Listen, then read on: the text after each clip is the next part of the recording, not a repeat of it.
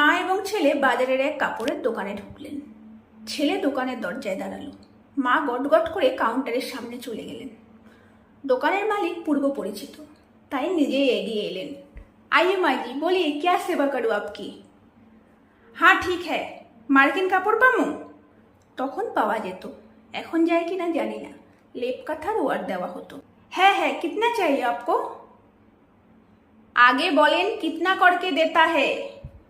बहुत क्वालिटी का है, क्या बनाएंगे माँ जी? একটা কাঁথা को ওয়ার্ড देगा।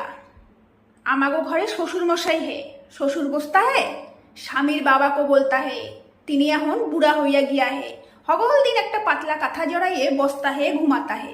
সেই কাঁথাটার ওয়ার্ড ছিড় গায়া হে, জায়গায় জায়গায় ফাইটটা গিয়া হে। বুড়া মানুষ হ্যাঁ তো হাত ঢুকায়া আরো ফাটাইয়া ফেলতা হে, তাই ওয়ার্ড পাল্টাইতে হোগা।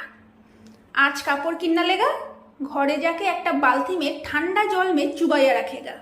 মার্চ চইলা যায়গা, তখন রোদে শুকাইয়া সেলাই করেগা। বোঝা হে? মালিক বেচারা ততক্ষণে খাবি খাচ্ছে, মাথা ঘুরছে, সামনের একটা টুলে বসে পড়েছে। একজন কর্মচারী তাড়াতাড়ি এক গ্লাস জল এনে দিল, খেয়ে একটু ধাতস্থ হলো। এইবার ছেলে এগিয়ে এসে সামাল দিয়ে কাপড় কিনে যখন বেরিয়ে আসছে, মা ফিরে গিয়ে মালিককে বলল, দিল্লি में এত দিন থাকতা হে, বাংলা নিয়ে শিখা হে, শিক্ষা ফেলে নেই তো বিকিকিরি কইমা জায়গা।